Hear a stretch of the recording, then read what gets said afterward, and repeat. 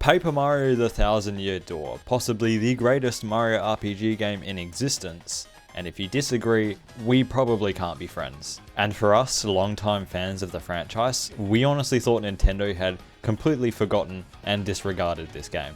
And it's fair enough to see it that way, considering the fact that Nintendo refused to talk about this game for nearly 2 decades after its release. At least it was looking like that until we got this remake.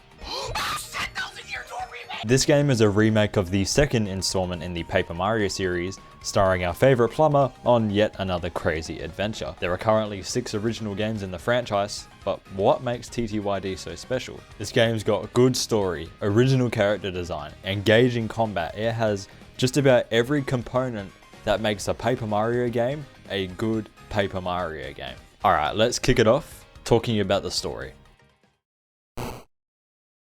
Our story starts with Peach visiting Rogueport, a grimy port town filled to the brim with a bunch of crime and other sus things that go on. The mafia works here for a start. Peach visiting a town off the grid by herself. What could possibly go wrong? Well, she gets given a chest by some sus looking merchant. She opens it, gets kind of flashbanged, and then it cuts to Mario's house. I'm gonna let you put 2 and 2 together. We see Mario receive a letter from Peach with a magical map attached, and she informs him of some treasure that's supposedly hidden in Rogueport, and she needs his help to go and find it. Is it gonna be that easy? It's a Mario game. Obviously not. Wasting no time, Mario goes straight to Rogueport, where 5 minutes in, he's already having to throw hands with people he's never even met before. Introducing the main villains of this story, the X-Nauts, and for some reason, they're all like 4 foot tall. Also, the name of their squad leader is Lord Crump. I'm not making that up. Anyway, after laying him out like a beach towel as Mario normally does to enemies, we get introduced to a brand new character, Goombella. After exchanging a few words, we are then introduced to Professor Frankly, who helps us discover that the magical map Mario has is linked to an ancient door below Rogueport that has been sealed for 1,000 years. The only way to open this door is by using the 7 crystal stars, which the map helps guide us to. For some reason, we are the only people who can be bothered to find these crystal stars, so with that being said, our adventure begins. Here the chapter structure gets established where, just like the original Paper Mario, this one is separated into 8 different chapters. The first chapter isn't anything too special, it's kind of just grass, generic town, generic castle, fight a dragon that has a weird thing for feet. Wait, what? Yeah, honestly, the game establishes pretty early that they are not afraid to get kind of freaky with the dialogue. This chapter also introduces us to a couple of standout characters in Miss Mouse and Koops. Koops is a shy and timid Koopa who wants to become a stronger person for his dad, who went to Hooktail Castle and never came back. And on the other hand, we have the flirtatious badge thief in Miss Mouse, who, well, flirts a lot. And you know what? I can't even lie. Mario in this game is an absolute player. He gets all the bitches left, right, and center. Anyway, back to the foot dragon. After scaling our way through Hooktail Castle, we make it to the very top tower where we fight Hooktail herself. Decline her weird offers, beat her up, bang, first crystal star. Oh yeah, and Koops' thought to be dead father. Yeah, this game kind of gets weird. Although it's my least favorite chapter to play through, this one was visually stunning. It takes place in the Boggly Woods and the Great Tree where everything is black and white. The inside of the tree has these water textures like flowing through the walls and it just looks so fucking good. This chapter introduces you to this new species known as the Punies who, I mean, I don't even know what these things are supposed to be, but they kind of look cool, I guess. One of them is this like elder who is not afraid to just have a go at anyone and anything. Like if you piss her off, you are not safe. Anyway, like I said before, this chapter sends you to the Great Tree, but the catch is it's been overrun with those X-Nauts who are also looking for the Crystal Star. After searching high and low and commanding an army of Punies along your way, you end up finding the Crystal Star at the very bottom of the tree. Unfortunately, you're too late because out comes Lord Crump and he just snatches it from right in front of you. But it ain't going down that easily, oh no. Lord Crump has an absolute banger of a trick up his sleeve. And I mean a literal banger because he rigged the tree with explosives and he sets a timer where you have to escape the tree before it explodes. You end up catching up to him though, because he gets stopped by the Elder, who's having a massive skits at him. I told you no one was safe. Then out of nowhere, he pulls out this massive robot, as you do, and then you fight him, and then you get the crystal star. Just normal things. Also in this chapter, we are introduced to Flurry, who I'm surprised that they did not change from the original version of the game. I can think of at least 2 reasons why. What's this game rated again? Chapter 3 has always been my favourite chapter in this game. In this one, you visit a floating island called Glitzville, which is the home of a glamorous fighting league. You end up seeing the crystal star on the champion's belt, so of course, the only option you have is to sign up and fight your way to the top spot. Except about halfway through your climb to the top spot, you end up finding out that the crystal star you thought was real was actually a fake. The story behind where the real one is though, doesn't even sound like it's from a Mario game. Between fights, you spend time uncovering the mysteries of the Glitz Pit, where you discover corruption going on behind the scenes, all run by the main man Grubber. People going missing, strange emails being sent to you, rumors floating around, you know, all that sort of shady stuff. At the end of the chapter, you find out that Grubber has been secretly using the real crystal star to drain the energy of the strongest fighters that have made it into the Glitz Pit. After having his secrets uncovered by Mario, he tries to do the same thing to him, but nah, I'd win. Crystal Star number 3. Chapter 4 is another good one. Here you travel out to Twilight Town, which is a town that is perpetually stuck in twilight. At first it doesn't seem like anything weird is going on until you find out the town has had a curse placed on it to have their citizens turn into pigs one by one each time this bell rings.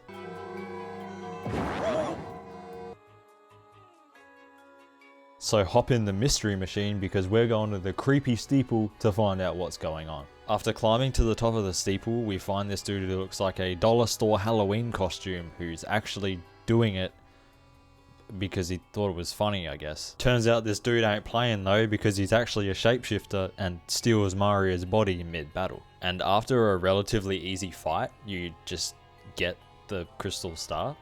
Well, that was easy. Psych, nothing in a Mario game is ever what it seems. This dude didn't actually steal your body just for battle.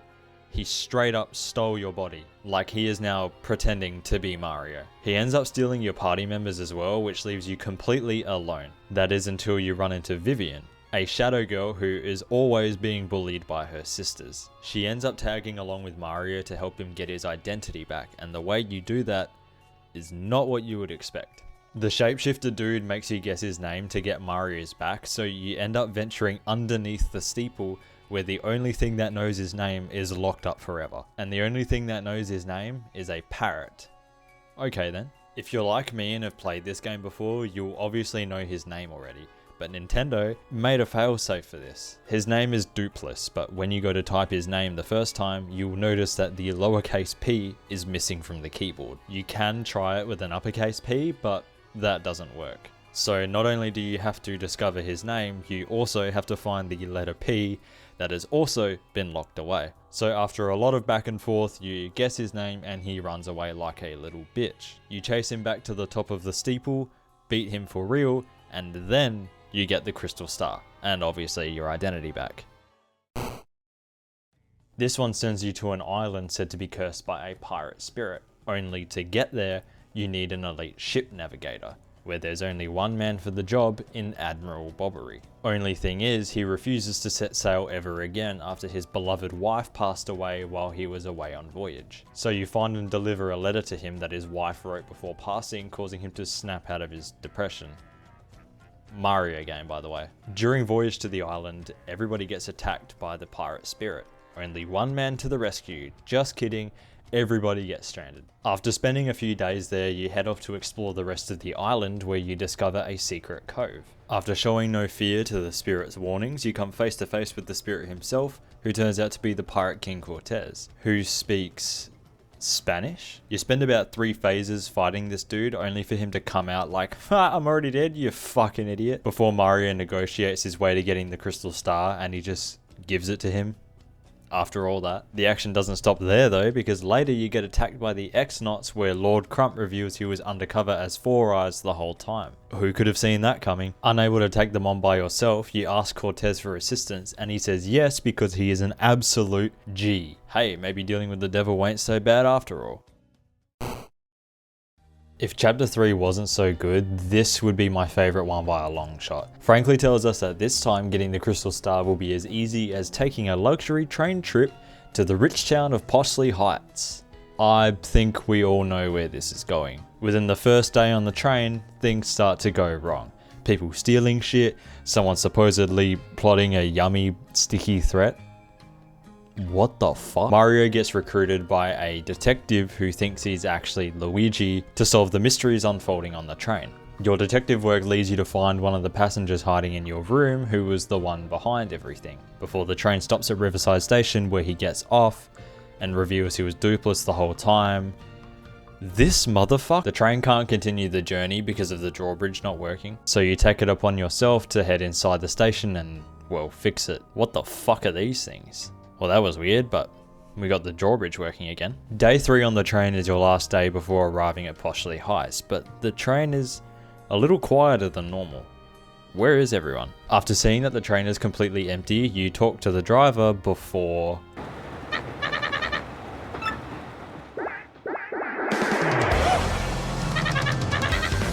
meet the Smorgs, the things that were at Riverside Station before, and I think they're just slightly angry. After climbing to the top of the train, they amalgamate together to make one giant mass. I found where everyone went, and after another day of saving everyone's ass, you arrive at Poshley Heights, where you find the Crystal Star sitting in the Poshley Sanctum. No, wait, it's a fake. Okay, the real one is in a secret passage inside the giant painting. That's more like it.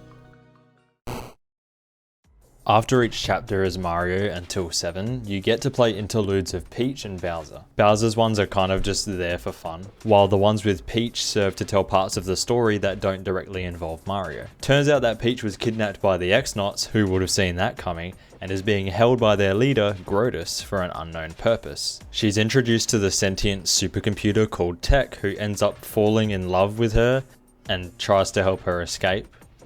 I told you some shit gets weird in this game. Tech sends you on different missions trying to uncover what the X-Knots' plans are, which end up being world domination. Tech discovers that an ancient demon lies behind the Thousand-Year Door, and Grodus wants to command it to help him rule a world of his own. Grodus finds out about Tech's betrayal and shuts him down before taking Peach somewhere else as part of the next step in their plan. Just when you thought things couldn't get any wilder, have a guess where you're going next. The Crystal Star from Chapter 6 points you to the 7th and final star, which is on the fucking moon. Chapter 7 takes you to the Fahr Outpost, the home of bob-ombs that are more than clearly Russian. It's really hard to not read their dialogue in a Russian accent. After being told by Frankly that they have a cannon capable of firing anything anywhere, you push for them to let you use it. They pretend to not know anything before Bobbery comes out to negotiate, but there's still 2 problems. 1, you need written permission from the bloke who owns it to use it, and 2, the only person who can run it has disappeared. So it's time for everyone's favourite thing to do in video games, backtracking. You literally have to go back to every area you've previously been to and talk to different NPCs trying to figure out where the hell this guy went, until you end up back at Fahr Outpost where the bloke is fast asleep in his house. Wakey wakey, time for school. After watching one of the coldest cutscenes in this game, you get sent to the moon where you discover the X-Knot base. Making your way through the base, you run into Lord Crump again, who brings out his new and improved robot, before Mario gives him a new and improved ass whooping. Blasting off like Team Rocket, he leaves behind the last Crystal Star, but our job here isn't done yet. How the fuck do we get off the moon? Exploring some more of the base, you find Tech, who uses the last of his energy to help you get home using a teleporter. And right as you leave, this happens.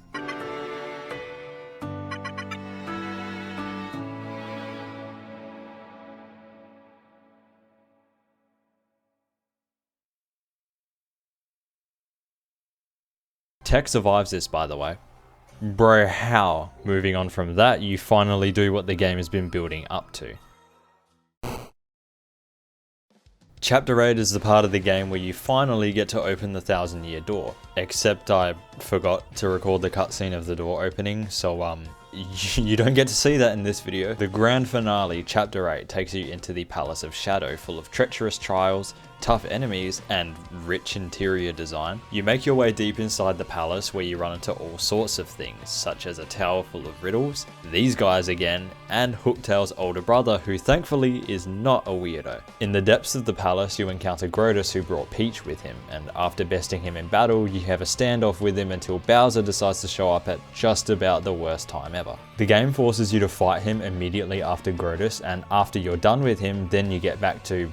Wait, where did they go? Chasing after Grodus, you find yourself in the deepest part of the palace, where Grodus summons the ancient demon known as the Shadow Queen. Offering Peach to be used as a vessel, the Shadow Queen possesses her to fight Mario, who cannot deal damage to her. Hopeless and unable to fight back, Mario and co think of what to do, before...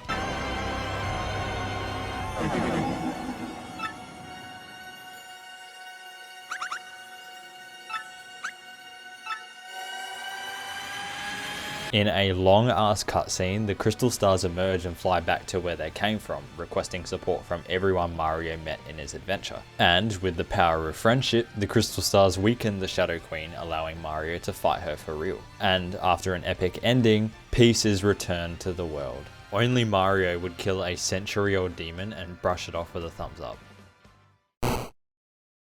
The gameplay is made up of two parts, overworld and battle.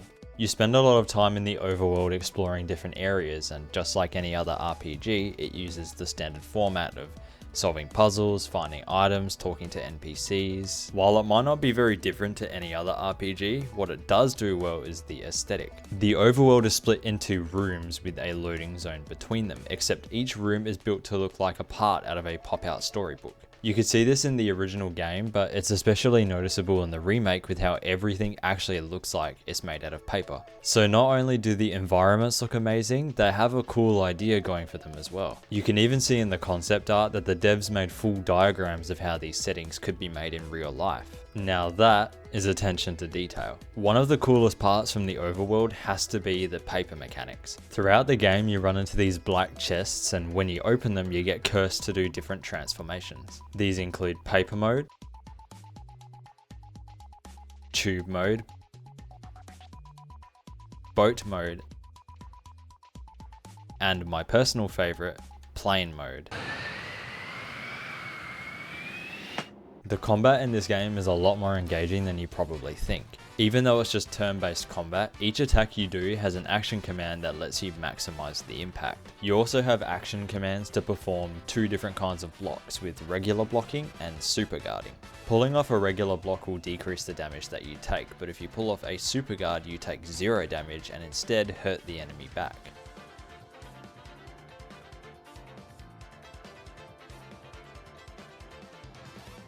You'll also notice that the battles take place on a theatre stage with the crowd watching, but the whole field is interactive. Sometimes during battle you'll run into events like the background collapsing, audience members throwing items at you, things dropping from the ceiling, the list goes on, and when you get those battles where a bunch of things happen in a row, it can make for some chaotic fights that would otherwise be pretty simple. The coolest interaction though has to be the stylish mechanic. Each move has secret inputs that let you do tricks to impress the crowd, and the reason the crowd is important is because they help you build star power, which is used to perform moves tied to the crystal stars. After each battle you gain star points, and every 100 star points earns you a level up. Leveling up lets you choose one of 3 stats to increase. Health points, which is just your HP, flower points, which lets you use stronger moves, and badge points, which is more of a unique stat. Throughout the game you will find different badges to equip, which do an array of different things both in and outside of battle, and well, you need BP to equip them. One of the best parts of this game is changing your loadout depending on what situation you're in. Like for the harder fights for example, you'll usually go for the badges that give you more damage output. But because there are so many different badges to choose from, you can really build around the way that you want to play. Mario doesn't fight by himself either though, he gets assistance from different partner characters that you meet throughout the story. Each partner has their own moveset for battle, but they also have unique mechanics that you can use in the overworld. I've always liked to use Goombella and Bobbery, but the Yoshi kid is definitely the coolest partner. He's the only thing in the game that lets you move faster, and he can even flutter jump across small gaps with Mario on his back, who's like 3 times his size. He comes in different colors, but the best part is that you get to name him. I called mine Aussie for this playthrough because I got the green and yellow one. One of the things that made people love this game so much is the character design. The original 3 Paper Mario games are known for their unique characters, and TTYD is a prime example. We have some that are alternate versions of staple Mario characters blended with a mix of brand new character designs. The X-Nauts are unlike any other Mario villain, and the devs decided to put a dark twist behind the cliche world domination trope. I wish we could see this more often out of Mario, because the darker sides of this franchise always produce memorable games and memorable moments. I also really liked the Shadow Sirens, but I feel like we could have seen them a bit more. You only fight them twice, once in Chapter 2 and again in Chapter 8, but I heard that in the GameCube's beta version there was supposed to be a 3rd encounter with them in Chapter 6, where a cutscene shows Beldum, aka the one with the blue hat, creating the Smorgs. I don't know why this was cut, maybe they thought the chapter was long enough as is, but I feel like it would have been cool to have an additional little section where we see more from the Shadow Sirens. So the main story is worth about 30 hours of time, but I managed about 60, and that's because of the content outside of the story. First we have the Trouble Center, a small building in Rogueport where you can take on different side missions requested by different characters. A lot of these are kind of just fetch quests that are like, go here, do this, come back, but they do end up being worth it in the end because each one rewards you with an item. Usually it's just coins, but some of them do reward you better. The best one is definitely the one involving Miss Mouse, because the reward you get is her joining your team as a partner. Then we have the most time-consuming one to complete, which is the cooking. In Rogueport lives a chef named Zesty, yes, you heard that right, who when you first meet her, she hates you. And that's all because you accidentally step on her contact lens. She goes all Karen mode and won't let you pass until you buy her a new one, but even after you fix your mistake, she still does not let you live it down. Anyway, helping her gains you access to item crafting essentially, where you can use 1 or 2 items to make a different one. A lot of these recipes are to make actual food, but you can make just about anything with the right ingredients, including coconut grenades. Also, yeah, this game has gambling. On the west side of Rogueport lies the Pianta Parlor, a small casino run by the Pianta Syndicate, which is the mafia I mentioned earlier. Here you can buy Piantas to play different games like slot machines, but you can also play minigames. Unfortunately, you can't exchange Piantas for coins, but you can exchange them for different items they offer. Then there's the fabled Pit of 100 trials, which cost multiple hours of my playtime. This challenge has you going through 100 floors of battles in a row without checkpoints, so if you die, it's straight back to the start. Floor 100 pitches you against Bonetail, sister of Gloomtail and Hooktail. She's a pretty tough boss, but if you know what you're doing, you can get through her 200 HP pretty quick. Occasionally you'll run into this puny dude who can skip floors for you at a price, which is nice if you're looking to get through quick. I don't know what the chances of running into him are, but in one of my runs I saw him twice in a row. Never seen that before. New to the remake are 2 secret bosses as well. The first is Prince Mush, who is the former champion of the Glitz Pit who you rescue in Chapter 3. Going into this fight blind was brutal, but once you know what you're doing, it's only slightly less hard. He's the only boss in the game that can straight up dodge your attacks, and his second phase is mad. This phase stops you from dealing damage to him any further unless you hit a super guard, which drops his defense for 1 turn. So in order to win, you need to be good. 3 frames, bitch. And then there's Whacker. This guy, god damn. To trigger this fight, there's a bit of a checklist to do. 1, beat the game. 2, beat the Pit of 100 Trials. 3, visit Whacker on Keelhaul Key and hit him 7 times until he stops showing up. 4, go back to the 100th floor of the pit. And 5, hit him again. To put it simply, do not play this fight blind because you will die. Each time you hit him, he drops Whacker bumps in battle and uses them to either attack you or heal himself. The more bumps he has, the more damage he can deal, and if you play your cards wrong, he can deal over 100 damage to you in 1 turn. So if you're familiar with the damage numbers in this game, you'll know that 100 is pretty much on par with being sent to the Shadow Realm. Being a remake, this game is bound to have differences to the original. Obviously the graphics look great with the more paperized direction, but there are some other noticeable ones. First of all, the game is capped at 30 FPS, which the fans did not take kindly to. I don't think it's that big of a deal, but I also don't understand why Nintendo made this decision. The original game ran perfectly fine at 60 FPS on the GameCube, so having the remake on a newer console run slower does baffle me a little bit. The only change in the remake that actually frustrated me though was the nerf to power bounce and multi-bonk. These moves let you jump on an enemy consistently until you mistime a button press, but the catch is that the timing gets harder the further along you go. At least that's how it worked in the original. The remake kind of does the same thing, except the fourth bounce is frame perfect. Look, we all know how broken power bounce was on the GameCube, but it still took skill. Who wants to be practicing frame perfects just to pull off more than 4 jumps? It actually pissed me off to the point of not even equipping the badge when there are other more effective options to use in battle. Thankfully though, not all of the changes are bad. First off, the fast travel system was greatly improved from the original game. Instead of being a series of rooms linked together, now it's just all in one room with labelled pipes. Then we have the music and art gallery, which can be unlocked through collecting every star piece and shine sprite from each chapter. It's pretty cool to see the behind the scenes of this game, and the devs even cared enough to put some original artwork from 2004. And if you're not a fan of the remade songs, you can buy the Nostalgic Sounds badge, which reverts everything to the original soundtrack. Some of the dialogue was also changed from the OG, including some names. The Shadow Sirens I mentioned before are just called the Shadows in this game. Why they changed this, I don't know. It feels kind of unnecessary to me, just like how Riddle Tower in Chapter 8 got changed to Palace of Shadow Tower. Why would they change that? The whole point of this area is to solve riddles. Oh, and one other change. The controls. I hope I'm not the only person who noticed this, but the controls feel weirdly sticky in this game. I especially noticed this in battle when navigating the menus. There would often be times I'd be trying to scroll through to pick something, but would misclick on something else by accident. Again, the original game did this just fine. Everything about the navigation was smooth, and it felt like I had full control over my inputs. The remake, it's kind of just...